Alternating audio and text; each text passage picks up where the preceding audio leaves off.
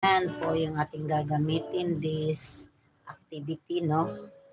This invento.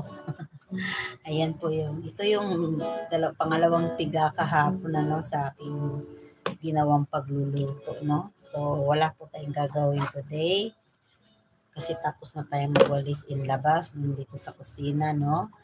Ito po ay hindi gatas, no? No, no, no, no. Ito ay gatas ng niyog, yung pangalawang piga, and then ito po ay conditioner.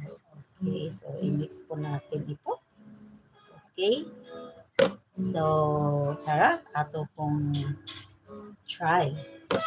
Okay, okay.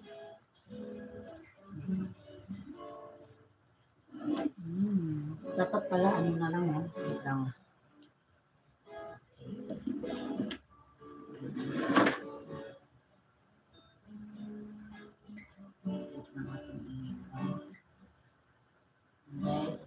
Ilang bar na kami ito, Daddy?